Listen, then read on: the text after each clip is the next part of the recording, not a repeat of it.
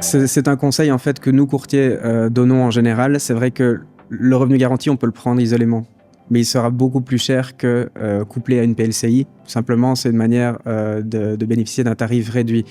Le revenu garanti est aussi important pour moi que la PLCI et générera finalement le même gain fiscal, c'est-à-dire que l'État le remboursera dans les mêmes quotes-parts. Et en général, ce revenu garanti, il est vital. Mon client kiné qui génère en moyenne 5 ou des fois même 10 000 euros par mois, si aujourd'hui il se casse une jambe, il faut savoir qu'il passera sur une rémunération mutuelle de 1 500 euros environ.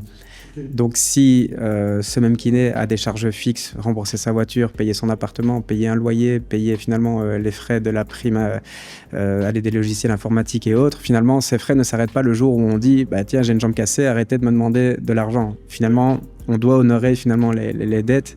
Et en fait, ce revenu garanti permet de sortir la tête de l'eau et de se dire je ne dois pas combattre en même temps une maladie et en même temps des huissiers parce que finalement je suis complètement noyé par les factures et les frais fixes.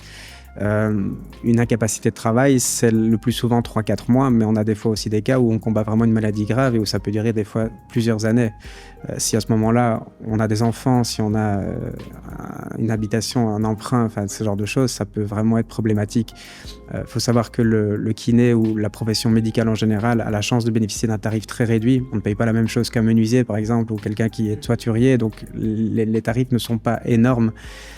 Et en plus, l'aspect 100% déductible viendra se dire, tiens, voilà, si même je paye 500 euros par an, j'ai 70% quasiment de remboursement au niveau des cotisations et de l'imposition. Ouais, voilà.